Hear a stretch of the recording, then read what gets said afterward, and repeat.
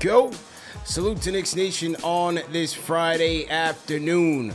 Another edition of Fan Fridays, the episode where our loyal Fanchise channel members submit their questions and I respond with my answers. Mailbag edition. Happy Friday. Happy almost NBA season day because we are just about coming up on the NBA season, man. We got training camp coming up. Media day kicking off next Monday, October 2nd. Training camp starting Tuesday, October 3rd. And Knicks basketball starting up on Monday, October 9th with a preseason matchup against the Boston Celtics, man. So it's all coming real fast. Pause, but lock in because we are back. So lock in another edition of Knicks Fan TV, man. Hit that like button, hit that share button, and hit that subscribe button so you don't miss anything. Salute, salute, salute, man. Hope you guys are doing well. Happy Friday once again, everybody in the chat. Shout out to, who's this guy who's in the chat? Mike Rambo in the chat. He says, finally, I've been so deprived. Salute to Knicks Nation, man. Unfortunately, I don't have those type of problems. Wink, wink. However, I understand it, man. You know, we're clamoring for Knicks basketball. Enough of the off-season talk. Training camp is around the corner. And the people want their Knicks Fan TV content, man. Number one show for the fans by the fans. It was a bit of a slow week this week. Had to catch up on a couple things. Personally, it was my birthday. My birthday was on Wednesday, the 20th. Me and little man. Shout out to my baby boy. We had a great day, and we're gonna continue the celebration this weekend as well. So it was a little family time and also planning time, man. Planning for the content for this upcoming Knicks season, for the upcoming Knicks Fan TV season. A lot of things in the works for you guys, man, as we continue to try to level up and continue to be better than we were the year before that. So we got a lot going on, man. Already today, I locked in 3 big-time guests for our training camp preview week. And so that'll kick off on October 1st. We got Knicks Weekly, obviously, coming up on Sunday with myself and Alex. So lots going on, guys. Lots going on. The home opener event, Knicks versus Celtics, sold out in a matter of hours. And so those tickets flew off the shelves, had to get that organized. So we got a lot going on, man, but all for the good and all to continue to provide you guys with premium content. So salute to everybody in the chat. Salute to all our Fanchise channel members. And salute to a new Fanchise channel member, John Fadian, who just entered the Fanchise channel memberships, man. So shout out to John Fadian. We appreciate your support. And we appreciate the support of all our Fanchise channel members. We got Lamar Jackson in here. Not the Ravens guy, Knicks guy. Ronaldo Maldonado, salute. Michael White, salute. Got your openers coming through to the Knicks versus Celtics season opener event. Coming through with his son. So looking forward to meeting him there. We got Wukano, Fanchise channel members. Salute, salute. All right. So salute to everybody. John Talento, always in here. Always in here first. So shout out to Talento. Never misses a show. And let's get into it, man. Let's get into it with question number 1. This one comes from real_vamp, Fanchise channel member. And their question is, who do you feel is most likely to leave their team out of Giannis, Embiid, and Donovan Mitchell? And who do you think fit the best? Who do you think is the best fit for the Knicks? A little typo there.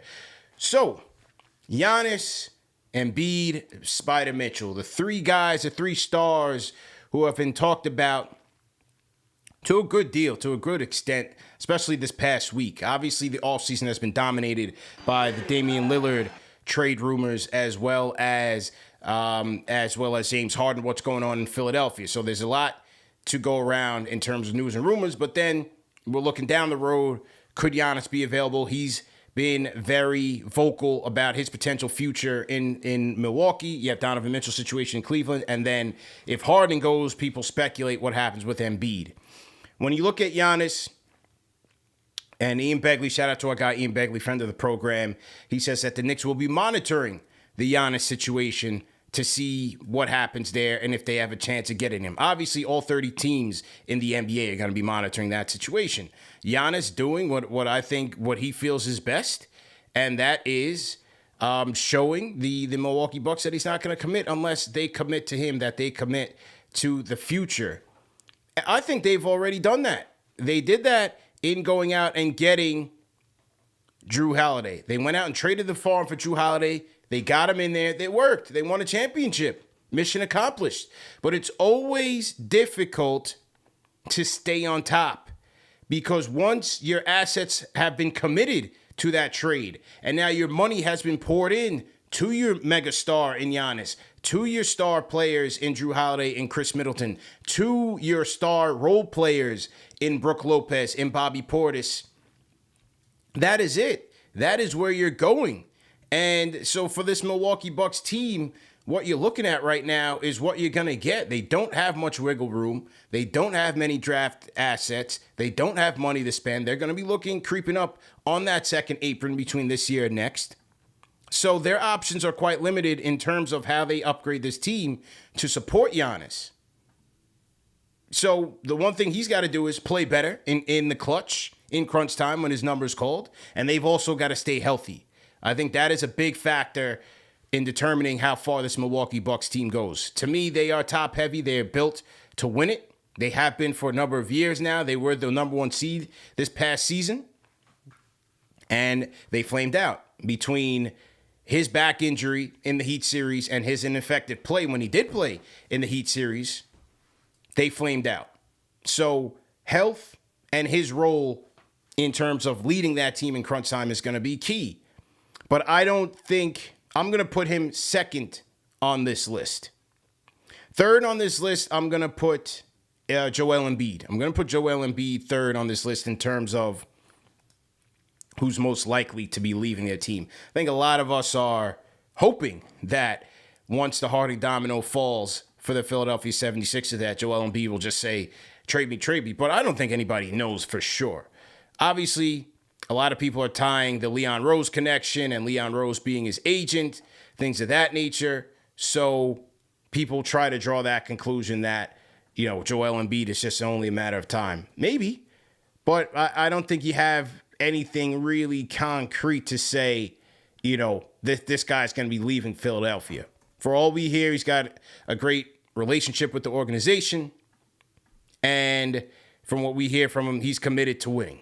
How serious he is, we shall see, right? We shall see how serious he is to that mission. So I'm going to put Embiid third. And I'm going to put Spida first, man. I think it is Spida Mitchell who would be the most likely domino to fall. Just rearranging some of my windows here. One of them I was trying to get open, did not open, so hang tight. But I'm going to go with Spida Mitchell as the guy most likely to leave, and that is leaving Cleveland. I think Spida Mitchell will ultimately leave the Cavs either as a free agent or via trade. Both he and Giannis have the same contract structure in terms of years. They both have a player option on their deals for the 25-26 season. They both have that. So the question is, will either one of those guys sign their extension with their respective teams anytime now?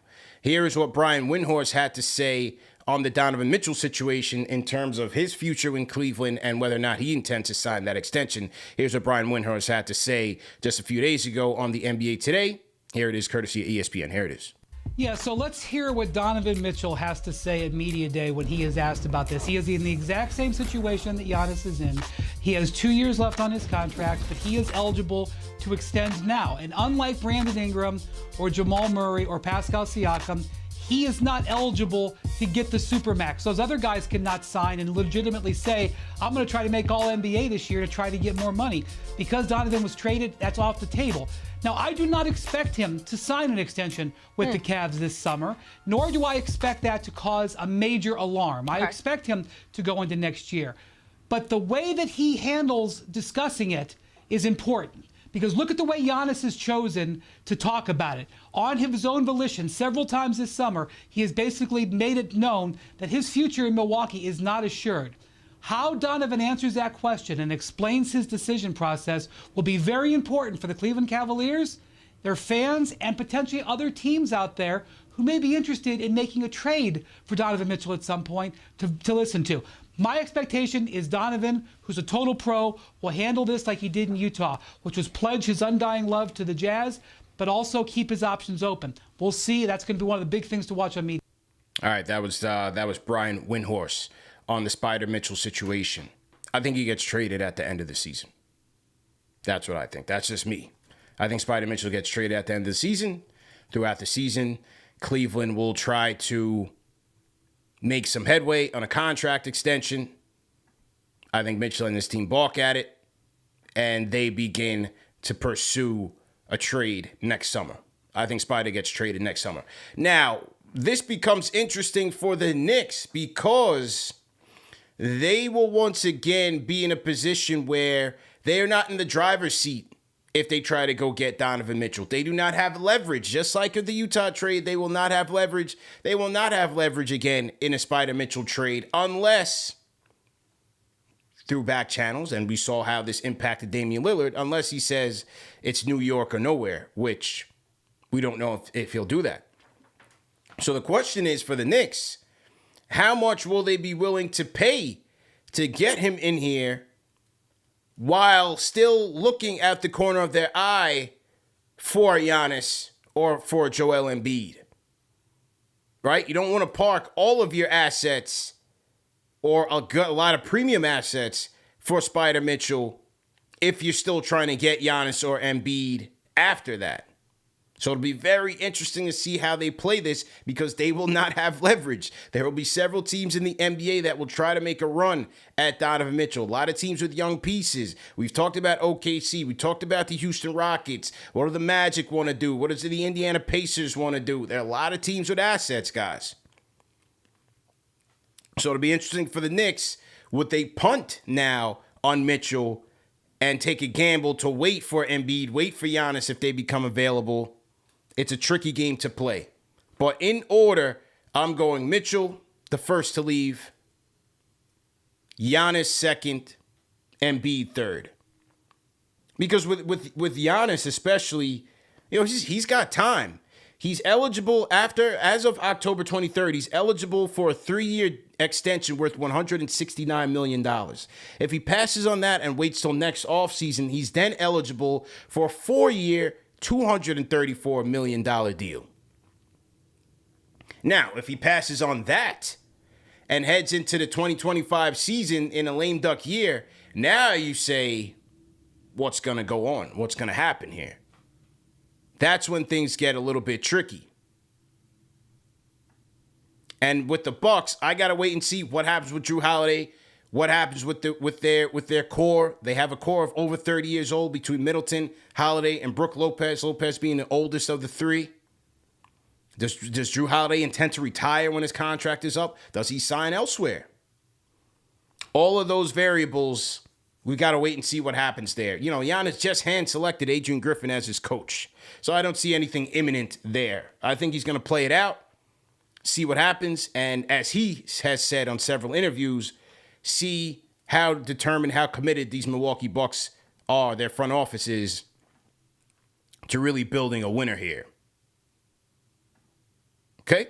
So that's that question. Salute to that fan for the submission. Salute to everybody in the chat. Once again, hit that like button, hit that share button, and subscribe to the channel. Happy Friday, man. Salute to everybody who is on their way home from work. If you guys are still at work, throw a hashtag grind in the chat. We'll shout you out. And salute to you guys, man. Very, very excited for the start of the upcoming Knicks season, man. Very excited about it. Shout out to SND the Art Man. $10 super chat to CP. I'm back. Knicks Eastern Conference Finals this year. We're going to talk about that on Knicks Weekly this Sunday. We're going to talk about that. There's a lot of chatter about the Knicks potentially. Why not the Knicks potentially getting to the Final Four? We'll see. We're going to talk about that on Sunday. But for right now, back to the fan questions. And the second one goes to Triple M. So shout out to my guy, Triple M, man. He says, the Knicks have a ton of first rounders that may be very valuable or turn into meaningless seconds. Question for the panel, rank the Knicks protected picks from least valuable to most valuable. Options are the Mavs pick, the Detroit Pistons pick, the Wizards pick, and the Milwaukee Bucks pick. All right. Shout out to my guy Triple M in the building. Shout out to Triple M. We had a chance to catch up last weekend when we were filming the season opener commercial with the New York Knicks. Yeah, shout out to Triple M, and shout out to New York Nico and his squad. Had a great time doing that. I'm trying to find. Okay, here we go. I'm trying to find my list here for the Knicks pick. Okay, so let's go through these together as a family. Let's read along. Let's read together here. So to everybody in the chat. Okay, where's my window here? Okay, here it is. Open this up. Let's get this open. And let's read. Okay, so if we look at it, let's look at the Washington pick. The Knicks own the 2024 first-round pick from the Washington Wizards. This year, last draft, it was top 14 protected. The Wizards ended up keeping that pick. So now this coming draft, it is top 12 protected. In 2025, it is top 10 protected. And in 2026, it is top 8 protected. If that pick does not convey by 2026, then it will turn into a 2026 second round pick and a 2027 second round pick. So that's what the Wizards pick looks like. Top 12 in 24, top 10, 25, top 8 in 26. Now, what are you hoping for? You're hoping for the dynamic duo of Jordan Poole and Kyle Kuzma to turn Chocolate City upside down and get it popping over the next couple of years. Now, 2024, probably not likely. That one's probably that's probably, they're going to be pretty bad, or should be pretty bad. That's definitely a top 10 pick. Now, do things improve in 25, maybe 26? Possible. Certainly possible. But it is the Washington Wizards, so you just never know. So that's the Wizards. Now, let's look at the Detroit pick. The Knicks have the Detroit pick, first round pick, which is top 18 protected in 24, top 13 protected in the 25 draft, top 11 protected in 26, and top 9 protected in 27. If that pick does not convey in 27, then Detroit will send the Knicks a 2027 second round pick. So there that is. So now you're looking at Detroit, a perennial lottery team. Do they improve? Does my man Alec Burks change the fortunes of that franchise sooner or later? And also Cade Cunningham and Ivy and those guys. They got those guys as well. You know, top 11, 26, top 13. I mean, you're talking about are the Pistons a borderline play-in team by these years? It's a lot to ask. That's a lot to ask. That's a tall order. So let's jot that down. We know the dubious Dallas Mavericks, the diabolical Mark Cuban, who tanked our pick last year. Part of the Kristaps Porzingis trade. The Dallas Mavericks owe the Knicks a first-round pick. It is top 10 protected. It was top 10 protected last year. It is top 10 protected this year. And it is top 10 protected in 2025. If Dallas has not conveyed a first-round pick to New York by 2025, the Mavs will instead send a 2025 second-round pick to New York. Now, last year, they were on the verge of handing that up, but they intentionally tanked, destroyed the integrity of the game, and ended up keeping their pick and entering into the draft. to build around the dynamic duo of Kyrie Irving and Luka Doncic. What do we think about the future of the Dallas Mavericks? Look, I think they've been improved. I think they did improve in the draft. They went out, they got Rashawn Holmes. If you guys think anything of that, they got some big man help. They still need help on the wings. They still need some shooting. Top 10. Do they have another fluke season? With Kyrie, who knows? Does he decide to, not come to work one day and just completely catapult their tank? Certainly possible by 25. So there's that one. And then you have the 2025 Milwaukee Bucks pick, which for the Knicks is a top 5 protected. Top 5 protected. So if it goes anywhere between 5 to 30, the Knicks will get that pick. So if I had to rank them in terms of least valuable to most, I would probably put the Detroit one first, because I don't see a pathway for these Pistons to necessarily turn it around. We'll see what happens with Monty Williams. Does he get something out of him? When is Cade going to turn the corner in year 3?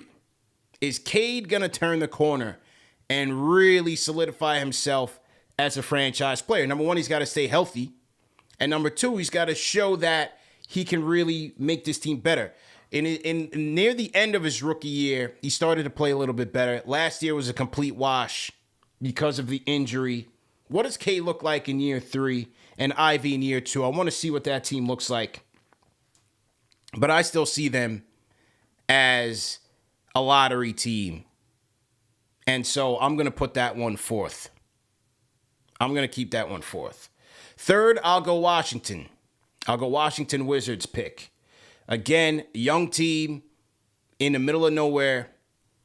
Very undesirable. You got Beal and Kuzma over there going to be chucking it up. I don't see it, man. I don't see it. Now, again with Washington, top 10 in 2025. Do they make it a little bit more competitive? Are they hovering around 8th, 9th worst where they drop down in the draft? Certainly possible. Certainly possible. And maybe in 26, a top 8 protected. I'll put them third for right. I'll put it second right for right now. So I'll put Detroit as the worst. I'll put Washington second worst, but that could improve. I'm going to put Dallas. I'm going to put Dallas as third. And when I say third, meaning the second most of the 4 in terms of valuable. I'll put Dallas there. Top 10, 25, or maybe next year. Possible. Certainly possible. With that dynamic, and as combustible as Kyrie is, as talented as he is, and combustible, that could end if they don't improve. I think the Milwaukee one could be the best one. I do. Now, it all depends on what the future holds for them. Because at that time, could they be a rebuilding team at that time? When you come up on that draft, they won't have much salary committed to. A lot of their guys will be on player options. And a lot of guys are coming off the books. Where will Giannis be? I think that Bucks pick is the most valuable. Hey, in a potential Knicks-Bucks swap, do they remove the protections on that pick to keep it and give the Knicks something else? So I'm going to go Detroit 4, Washington 3, Dallas 2, Milwaukee 1. In terms of the value of those conditional, protected first-round picks. What do you guys think in the chat? I'm going Detroit 4, Washington 3, Dallas 2, Milwaukee 1. What do you guys think in the chat? Leave me some comments. And we'll get back to you. Al's in the chat says, what's the Bucks pick? I don't see it on the screen. Okay, here it is. Here it is. It's 2025. That's why. I was on the 2024 picks. Let me zoom in on this a little bit. I think I got a highlight function on here. Highlight that. Ooh, boom. There we go. Technology. Shout out to Google Chrome. A 2025 first round pick. It's a top 5 protected. So if it falls between 5 and 30, it'll go to New York. If it goes between 1 and 4, it goes to New Orleans as part of the Drew Holiday trade. Goes to New Orleans. So, and it just shows you, as we talked about Milwaukee with the first question, just shows you they are very, very limited in terms of how they will be able to build that team for Giannis. Andrew H says, I put Detroit at number 3 because Burks is a failure. What a hater. Hater. Hating on the Bucks revolution. I mean, on the Burks revolution. Exploding Daisy says, Bucks pick is the most valuable, especially since it has the least protections. Correct. Yeah, absolutely. So I'm putting Bucks there. So Detroit, Washington, Dallas, Bucks, from least to most valuable. What do you guys think in the chat? Leave me a comment in the chat. So to everybody in the chat, hit that like button, hit that share button, subscribe to the channel. Definitely appreciate everybody for tapping in. Let's get into the next question. CP the Fanchise here. Fan Fridays on this September 22nd evening. Definitely appreciate everybody for rocking with us. Okay, next question. Let's get to it. And it's from Michael White. Here we go. CP, what's your thoughts on the Knicks pursuing Buddy Hield? Buddy. What do you guys think, man? Do you guys want Buddy? What do you guys think, man? Buddy Hield and the Indiana Pacers have not been able to come to an agreement on a contract extension. One of the NBA's best three-point shooters has been on the trading block for what seems like 3 years. So, they've been pushing him to the Lakers for about 3 years now. LeBron still can't close the deal. I don't know what's going on over there. He's losing his magic. But Buddy's on the block. Contract negotiations, extension negotiations have flopped for the sharpshooter. A lot of you guys have liked him. I'm off. I think I'm out. Just for a couple of reasons. Obviously, he addresses a big need. Knicks need shooting. Yes, they do. Absolutely. He doesn't do anything else. I mean, name me another thing that Buddy Hield does better other than shooting. Does he play make well? No. Does he defend well? Average at best. And he's another guard. I got to pass. Not because he can't help, because he's just too one-dimensional for what this Knicks team needs. The next piece the Knicks need to go get, if I'm going to give up premium talent or premium draft capital, when I'm talking about my premium youngsters, I'm talking about Grimes, I'm talking about IQ, I'm talking about RJ, Mitch. If I'm going to give those guys up right now, it's got to be, number one, for a premier player, and number two, for a two-way player. We need a guy that can play on both sides of the ball. A wing. Bees Noriega, give me a wing. That's what I'm saying. Then look, there will be a team out there that will go get Buddy Hield, and he will really help them and really help address their shooting woes. And maybe he's the last piece they need to get to a chip. Help him get to a chip. For the Knicks, I just don't see it. Going to get Buddy Hield right now doesn't put them any closer to contending for a chip. Especially if you have to give up a young player or rostered player. which for the Knicks is most likely going to be a young player. Need a wing, man. I like Buddy. But you have to ask yourself, why is a guy like this been on a trading block for so many years and so many people have passed?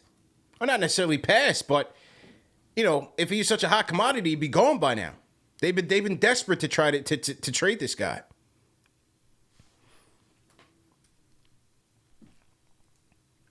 So I don't see. We need a two-way player, man.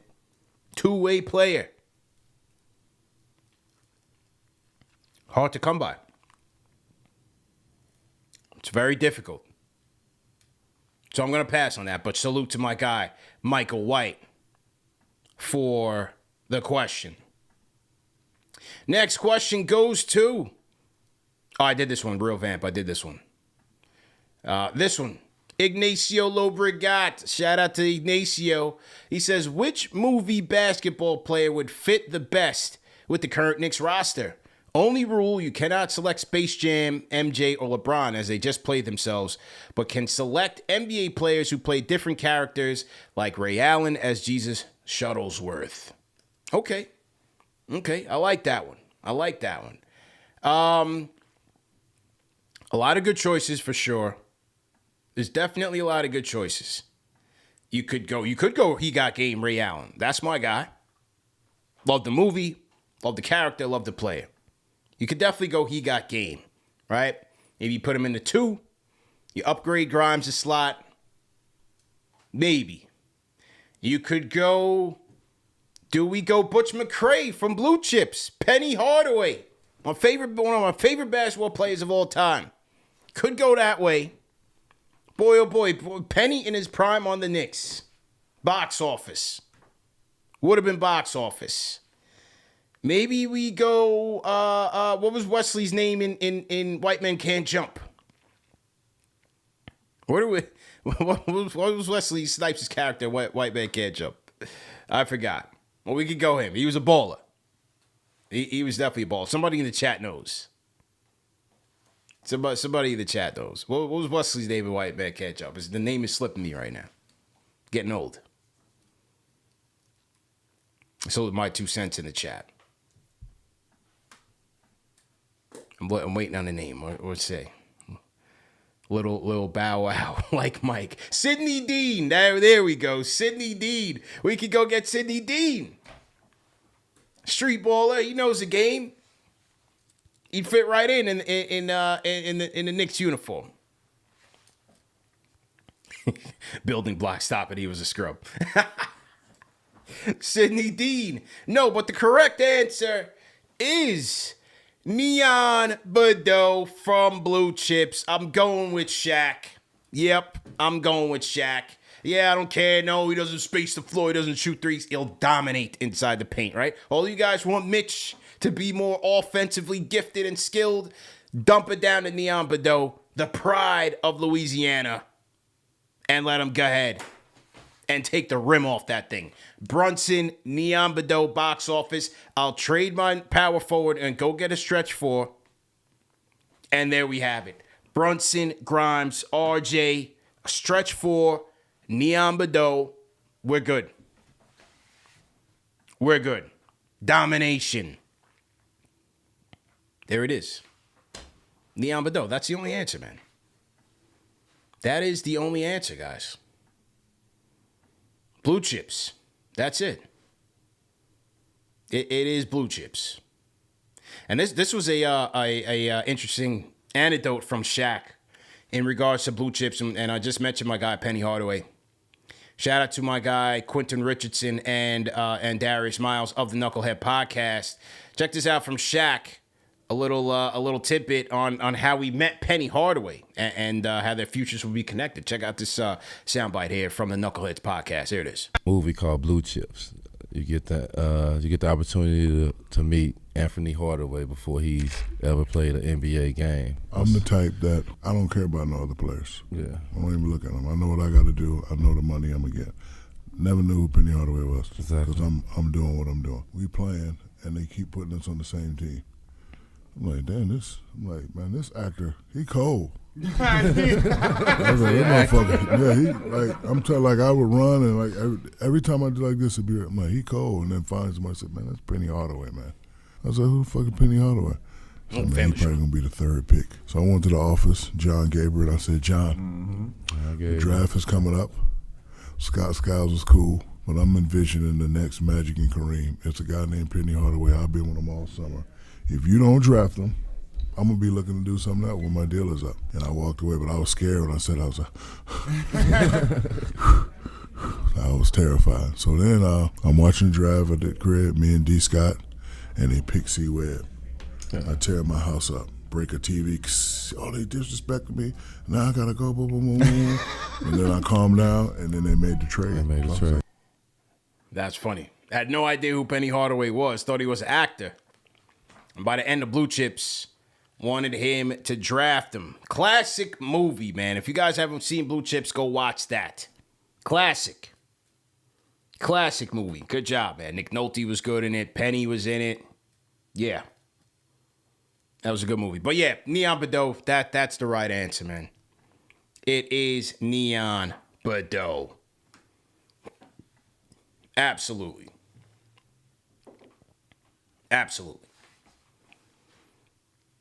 Okay, so we have our questions here. Now, I did offer my Fanchise channel members an opportunity to win a free gift. And that's what we do here at KnicksFanTV, man. We give back to the people. So, the last show, it was Will from LI who won I gave away a T-shirt that they gave out at the Garden in last year's playoffs. So for those of you who didn't get a chance to be in the building, I have a lot of T-shirts and towels still from an incredible playoff run that gives you a piece of the action, man. If you weren't there, it gets you a little bit closer to being there. So that's what I'm going to do today for one lucky Fanchise channel member. So right now, I'm going to gather up the names, and we're going to see who won together. So we got Michael White, we got Triple M, we got Ignacio Lobregat, always supporting the channel, and we have, who's the other guy we got? Real Vamp. So we got 4 contestants trying to etch their name in history, in the KnicksFanTV history books. Here we go. All right, let me get the music to make it a little bit suspenseful here. Who's gonna win? Hang tight. So it's everybody in the chat. Okay, here we go. Who's gonna win the KFTV T-shirt? The winner is Ignacio Lobregat. Congratulations. Send us your address, and you're gonna go home with a Knicks T-shirt, man. Knicks playoff T-shirt, courtesy of the T-shirt cannon at Madison Square Garden. I was able to catch a couple during the playoffs as well, and maybe a couple that I, retrieved from a couple of seats. People who didn't, weren't fast enough in taking home their free merch. Hey, these go to the people. Somebody's got to win. So congratulations to Ignacio, man. Congratulations to Ignacio. Ladies and gentlemen in the chat, first and foremost, salute to everybody in the chat. Do me a favor, hit that like button, hit the subscribe button, and hit that share button. Very important to support us in what we do, man. We work hard. We go hard for the fans. We give you guys the #1 show for the fans by the fans with premium content. So we ask for your support in return. Like, share, subscribe. Do these things when you get into the room, and it goes a long way. Share it on Twitter. Text a friend. Email somebody. They might not be a Knicks fan, but maybe they watch this show and we convert them. Maybe when they hear the callers, once postgame kicks off, they're intrigued. Maybe it's the analysis. Maybe it's play-by-play live hosted by JD Sports Talk. Maybe it's Game of the Week preview hosted by Alex Rotaro Stratocast, man. We got a number of different content, a number of guests that are going to be coming on the new season, and we're looking forward to it, man. So that's all we ask for, man. Just your support. The donations are great. We appreciate SND, my guy Steve, for his donation. There's other ways to do it for absolutely free, and it goes a long way. Trust and believe. We are on the road to 70,000 subscribers, guys. Can you believe that? 70,000. Yeah, it's going to happen this year, man. It's going to be a big one. Pause. So anyway, Remember that this show is available in audio podcast format. No reason to miss it. Catch on all the major podcast platforms. Salute to the replay gang. We appreciate you guys. And coming up Sunday, Knicks Weekly. And then we will get you ready for training camp, man. I locked in 3 great guests for the week of October 1st, so make sure you keep it locked. I need all my people back. I need all the regulars back. I need all the callers back. I need the Discord flooded. We are back and better than ever for a new season of KnicksFanTV, the #1 show for the fans, by the fans. Everybody have a great weekend. Be safe. Enjoy the time with your loved ones, man. We'll see you guys Sunday, Knicks Weekly. #1 show for the fans, by the fans. Peace. J. Cal, salute.